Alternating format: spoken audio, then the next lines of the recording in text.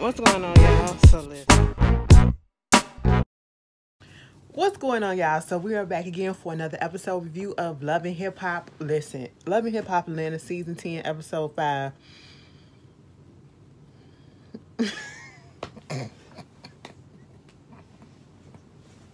I'm finishing out the whole season, okay? I don't care.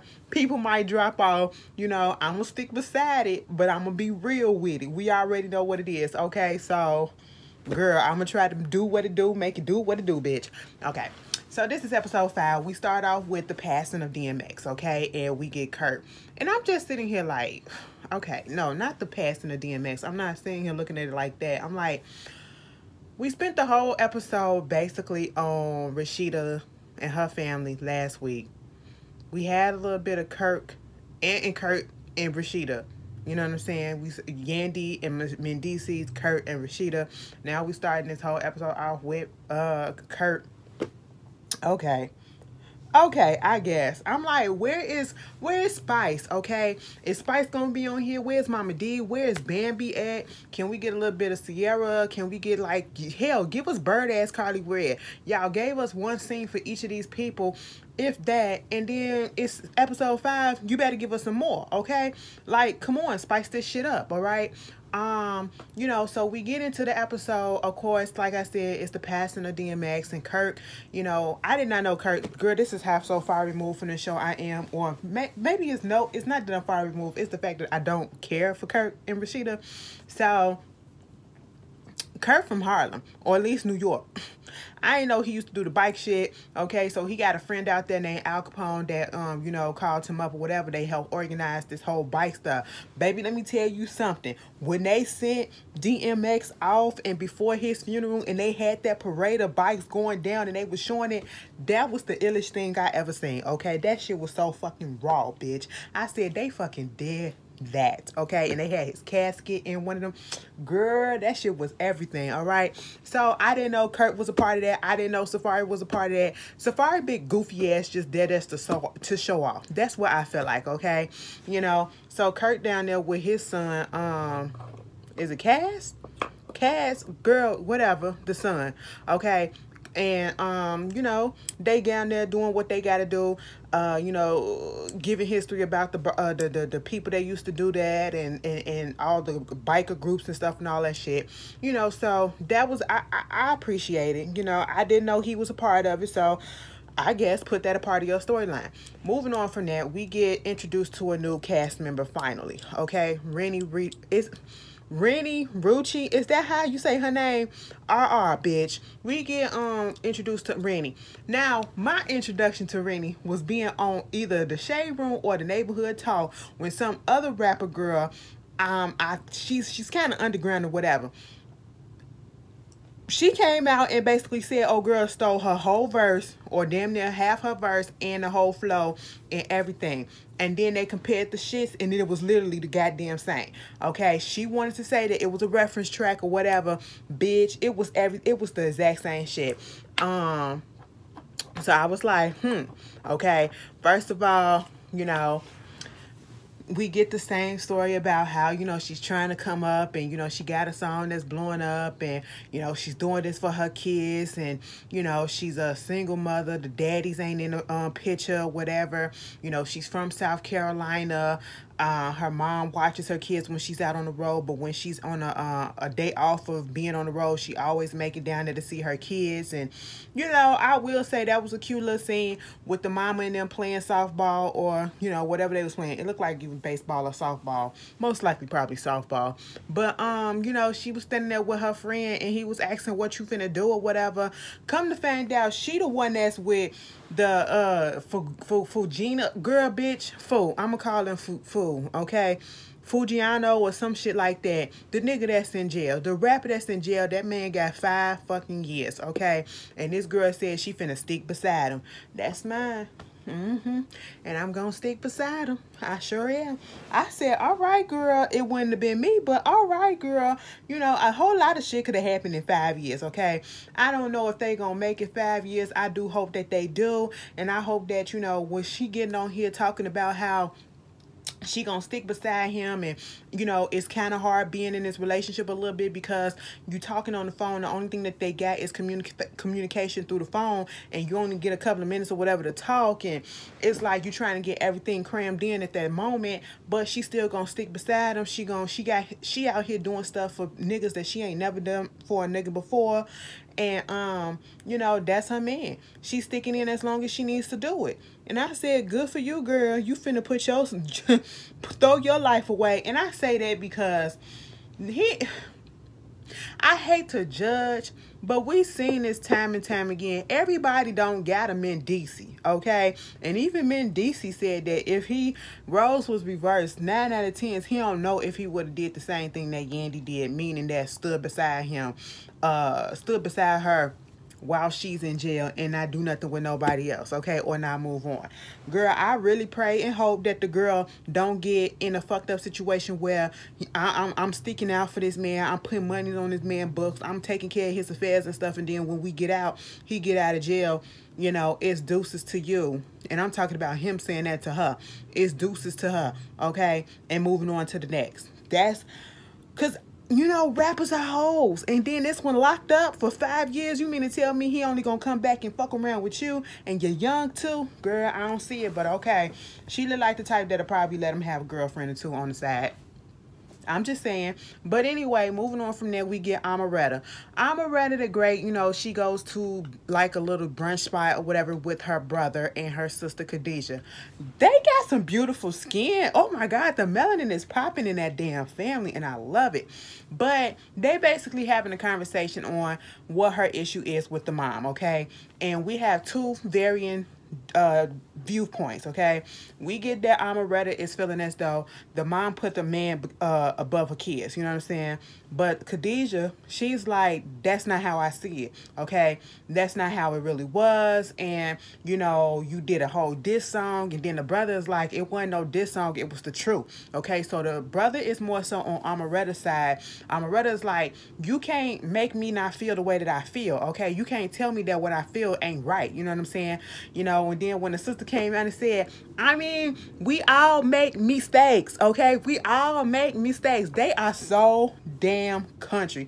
Out of everybody that's been on this cast and living hip hop, they authentic South, okay? They are really authentic South with the accent and everything. I was like, yeah, you from the South.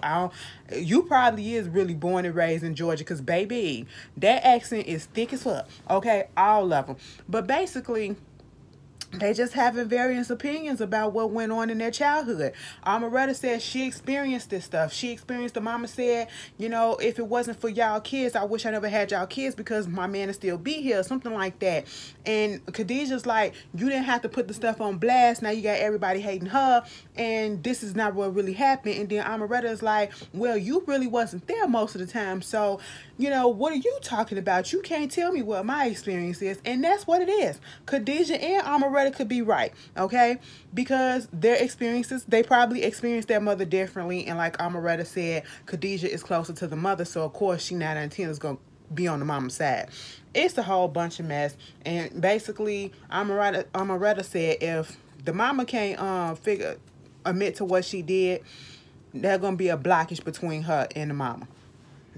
It happens, okay?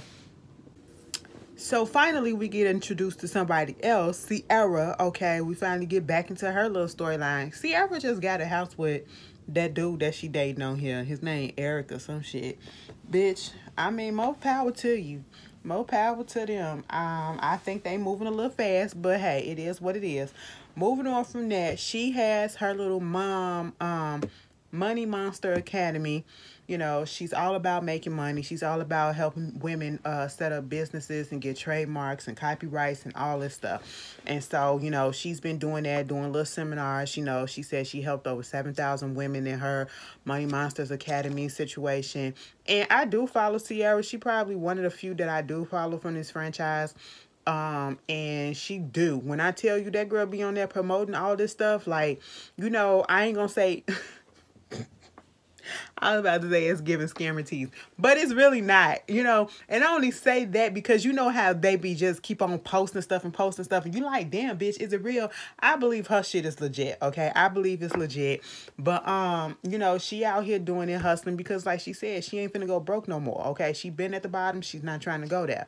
So you know, they're about to have this little graduation for a couple of her students that graduated from the Money Monsters Academy. And so at this point, you know, her sister, not her sister, but her mama comes in. I was like, that's it. I know it's COVID or whatever, but you know, y'all had multiple chairs there and only like 3-4 people showed up, and 4 of them people was for you, okay? And I'm just sitting here like, what is this? But all right, it was so janky, but okay, hey, it is what it is, COVID. Anyway, moving on from that, the mom shows up, and basically after the whole thing happened, you know, she started getting into the conversation what's going on between her and her sisters, okay? She either said she got 3 or 2 other sisters, and, you know, she got kicked out the house when she was 15 because she got pregnant. I believe that's what it was. You know, and she said around that age, that time, the sisters were like 5 years old or whatever, in that age range. So they're younger than her, okay? And, you know, we saw one sister who was there when she went and got the, you know, the jewelry or whatever. She said she used to work at the shop with her, and she had her own booth or whatever, but the girl wasn't paying booth rent, so she had to kick her out and say, go find somewhere else to go. And truth be told, I feel as though she thought that she could get away with it because Sierra was her sister, and that's her sister's shop, and her sister should just let her stay there for free. No, it don't work like that. I feel as though Sierra did the right thing. Now, as the way she did it, I don't know. Like, did she say, bitch, get the fuck out, okay, don't ever come back and all this shit, you go get somewhere else? Or did she say, no, you're gonna have to go, because this is not how we do, this is professional. If you want to stay, you have to pay, you know what I'm saying? I cannot let you get over, I can't give you any discounts because I'm not trying to show nepotism or anything like that. There's a difference, okay? And baby, from then on, it was like shit just been blown up, okay? Mama been pissed off, and you know, they got a family group text where they all talking shit about Sierra, talking about they gonna set her up to rob her, they gonna set her up to kill her and stuff like that. I said, oh my God, your own family doing that to you? I said, sometimes your enemies be right there in your face. Your enemies be right there in your face. That jealousy, that you know, enviousness, oh my God, it's just a crazy. I said, wow, I would never, no matter how pissed off I am with my sisters, I would never wish death on them. I would never say no shit like that to them, talking about I'm finna set you up, and if them hoes do that shit to me, I'm fucking them up first, okay? But we won't do that shit to each other. I said, what them kids go through that they can do that? Like, that's that entitlement type of shit. That's what it feel like. They feel entitled to, you know, whatever Sierra got going on. That girl probably worked hard to get to what she got, and y'all want to live off her coattails, and you kind of mad because she's not letting y'all. She ain't got to. Go out there and get your own, you know? And the mama tired of it too, so now they got to figure out what they gonna do about it. Meanwhile, we got Kurt back up in there in New York with his homeboys, including Safari. They on this podcast, and they start talking about family. You know, they still you know, living in the fact that, you know, DMX passed away. This is where we find out about, you know, Kirk having an older son who's like 30 years old. You know, a one time situation, I guess, with a lady out there in Harlem when he was in New York, and that's how he came about. And basically, we find out that the boy has some substance abuse problems, and that's why, you know, the relationship, like, we don't really see him, okay? But Kirk said he's always been in the picture, and at one point, his mother and family did not tell him how bad the problem was until it was like full blown, okay? And so, you know, he got to deal with that, and he hopes to see him. He hasn't seen him in 10, 15 years. Like, he'll say he'll come down, but then he don't come down to Atlanta to see him, you know? And so he got to deal with that. You talking to Safari. Safari is like, I'm listening to him about his son, and then me thinking about the fact that now I'm about to have a son. At first, he was a little taken aback about the fact that he was having a kid, but now he really is getting excited about it. You know, he tell Kirk about the fact that, you know, he just didn't want no kids because him and Erica was, you know, fighting and going through a whole bunch of stuff, but now he thinking of stuff differently. You know, Safari up here called himself getting pissed off at Love and Hip Hop and the way that they cut up stuff. And I'm sitting here like, you talking about we sat here and had a whole 2-hour conversation talking about that last scene that happened last week with the baby and the falling and stuff like that. And y'all cut that stuff up to take out that little small portion to make that happen when I told y'all not to do that so that people won't focus on that instead of just, editing it the correct way. I said, Safari, what are you getting mad for?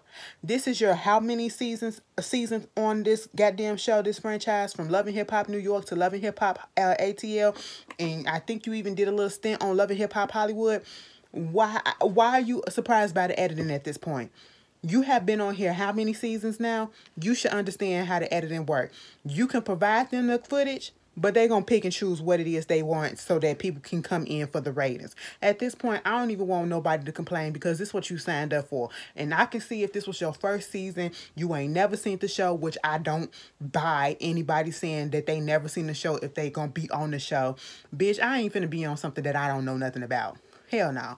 Okay? But, you should already know. So let that go, Safari. So, Rennie, she takes her kids over to her mama lounge after they get through playing softball or whatever. She had, shows to do at one point. She was talking to her road manager, stylist, or whoever it was about the dates and stuff. And, she was saying sometimes she take her kids on the road with her as well.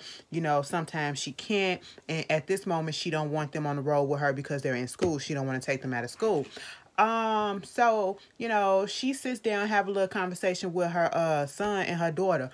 First of fucking all, the little boy got a mustache, okay? He got a little fuzz coming in. I said, bitch, your mustache, me and you look like we got the same type of mustache going on right about now. I said, is we going through puberty at the same age? How old is he and how old is the little girl? Because they look to be about at least 12, 13 years old. I said, damn, Rennie, how old are you? Okay? But, that's never no mine. That's never my business. You know what I'm saying? I'm just saying.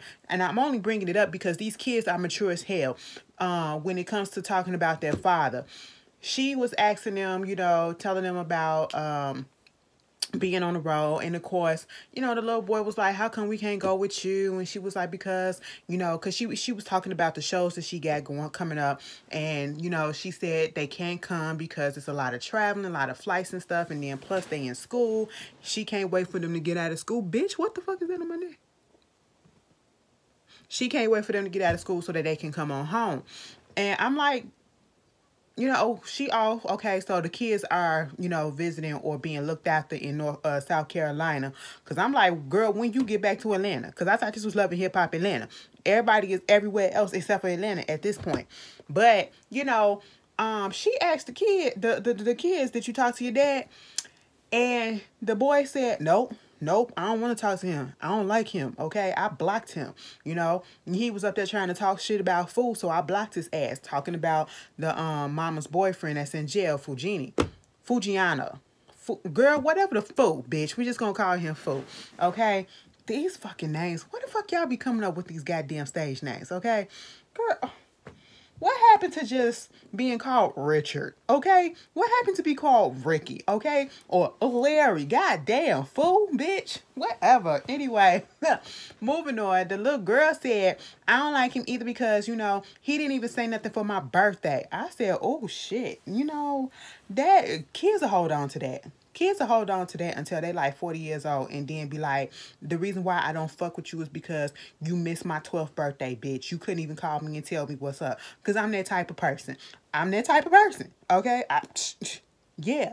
And at this point, she was like, regardless of what happened between her and Fu, he shows them what it is to be a parent or have a man in their life. Okay, he shows them love. He cares about her kids. So I give him that. You can't bring somebody. I don't just want people just bringing anybody up in their house and you got kids around and they influenced by that. But to hear her say that them kids actually care about them, care about him and he care about them, and we see it in the kids by their responses and stuff like that, that's a good look. I'm gonna give that to her.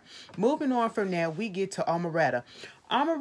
Sister Khadijah and the brother, they go over there to this little place where you smash stuff or whatever, and they bring the mom, and Moretta brings her cousin Amina. They're close, okay? They're close. And then you got the mom and Khadijah who are close. And then you got Tyrese, the brother, who is just in between. You know, he like go wherever the wind blow, okay? And so, you know, basically she was like, we want to smash some stuff, then we want to get an issue out. And once we get the issue out, we're going to smash something else and we're going to leave it there. Okay, the issue is going to be dead and done. So they start doing it or whatever. And Amaretta brings out her issue, which is you put a man over your kids. I said, girl, how long we going to, please don't let this be your whole storyline. I mean, I understand it and I get it, but you know, at this point it's getting dragged out. Your mom at this point is not ready to live into her truth, because this whole thing was her trying to get the mom to accept the fact that, you know, she did this, and to validate her feelings and understand where she's coming from, and don't try to make her look like the crazy one, okay? Because she was the child in this situation, and it is still affecting her till this day. It is affecting y'all relationship, and the mom is not willing to admit that. Amina and Amaretta go outside, and she was like, she know what that man did. She knew how he was. She probably just embarrassed to admit that, okay? She knew what was going on. She probably just embarrassed at this point. Khadijah and the mama come out there, and, you know, the mama get upset because she feel like, and she said, why you talking to her? It's not conducive to be talking to her as if you know what's really going on, and it's not conducive to her mental state. I said, girl, what? You know, black, I ain't even gonna say black. People love throwing around big words, or what they appear to be big words or whatever. I said, how many times you done use conducive, bitch? Because I don't use conducive. Even though it's a good word, bitch, I don't use it. So how many times you be using that, girl? All right. But anyway, Mama said, you ain't finna get me on camera and admit that I was a bad parent, okay? And that I ever put a nigga above my kids, because that's not what you gonna do. That's what I was getting from her, okay? And Mama was just like, you know, Khadijah tried to get into it and was like, but that's not how it was. You can't put me up in there. And then, you know, Amina was like, well, you got to understand that's how she feels. If that's how Amaretta feels, that's how she feels. You can't invalidate that, okay? If that's how she feel, that's how she feel. At this point, they're getting nowhere, okay? The mama and Khadijah was like, I'm finna go. Okay, so chucked up the deuces and left. And I'm just like, Amaretta, she's not your manager no more. There's nothing else that you can do. You put your feelings out there. At this point, you need to just go ahead and live your life and move on. And if that's not talking to your mom, then so be it. Maybe you can give a little bit, okay? Maybe y'all need to go to therapy or whatever, so that she can understand a little bit clearer, and y'all not arguing and going at each other like that. You need a professional mediator in between to, you know, soothe this out. Because at the end of the day, you can choose not to talk to your mom, but at the end of the day, you know, you only get one. Okay, you only get one. And I'm saying that, you know, the stuff that's going on with my mom, girl, fix that shit, okay? Fix it, or just leave it alone, let it sit for a minute, and then come back to it. So, you know, since Safari is out there in New York, he decided to meet up with his mother. They haven't seen each other since Sapphire was 1 month old. And then the pandemic hit, and, you know, she wasn't trying to travel or anything. So they met up at a restaurant, and basically she told him about himself, okay? You know, he told her that Erica was pregnant. You know, she was like, why didn't you tell me? He said he just found out, or whatever. Bitch. Mama said, y'all going through some stuff or whatever. You have a tendency of when y'all when you get into it with somebody, whatever, to just shut down. Don't nobody want to respond to nobody that just shut down. He said he don't want to argue. He don't want to fight, dispute, and all that stuff. So he just be quiet and back away until it's over with. And she said, that's not how you do it in a marriage. In a marriage, in any relationship, you're going to argue, okay? But you have to learn how to you deal with those things, you know? And dealing with those things is not just shutting down. You have to talk. You have to communicate and all that stuff. And basically, she was disappointed as hell in him for, you know, putting the stuff out on the social media. And she was like, I didn't raise you like that. I didn't raise you to disrespect women, to disrespect anybody like that. So I don't want you to be out up in the media and me opening up my phone and seeing your ass all up in the media.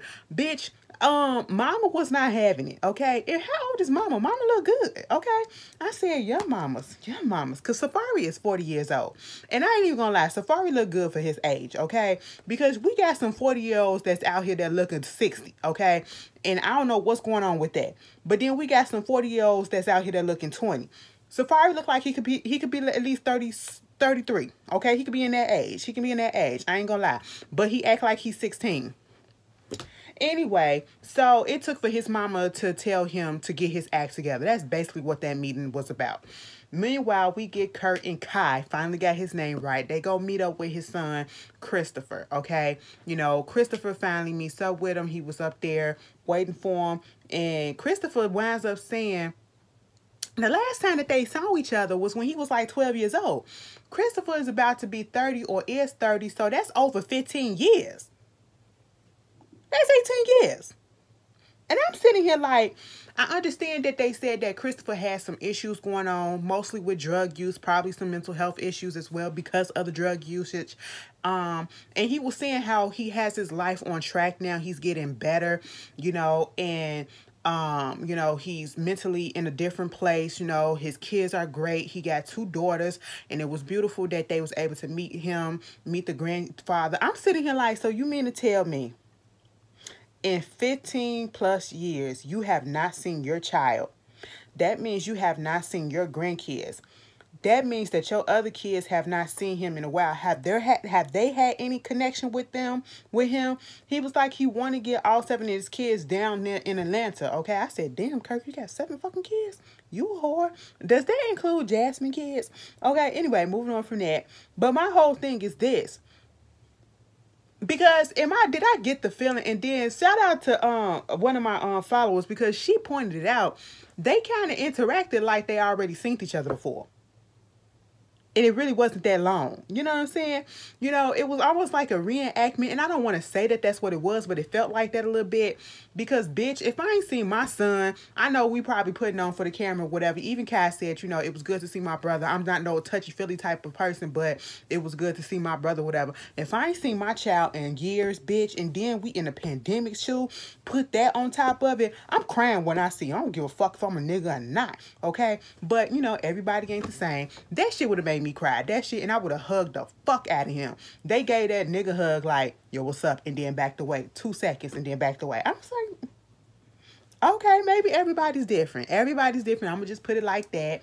But I'm just sitting here wondering, like, Kurt, you said that he would always say that he'd come down but never come down to Atlanta. But my thing is, did you ever try within those few years to come up to New York to see where he's at and how he's doing? You know, and I understand that he was going through his issues. So, you know, it's not no telling if you did come up there, he would actually be where he say he is and you will actually be able to see him. But did you attempt that? You never specified that. I need to know. Like, it's stuff that's missing that I'm not really clicking with, okay? And I'm like, so you haven't seen him in 15 years, and then the one time that you do see him again after 15 years is on camera for Love and Hip Hop. Okay, if that's what y'all want to give us, that's what y'all want to give us. Y'all need a storyline, so go ahead. It was beautiful. I ain't gonna hate on it. The kids was lovely. You know, it was nice, and you know, they just had a family reunion. More power to them. Child, you couldn't pay me to get on TV and to act the ass with my family like that. Hell no, I ain't finna do that shit, bitch. But Ciara sure enough did, okay? She tried to make amends. I don't know what the fuck she tried to do. I think what she was trying to get to the bottom of what's going on. Her mama came over with her twin sisters. The other sister didn't show up for whatever reason. And all that I get is, the bitches, they entitled. They feel so entitled.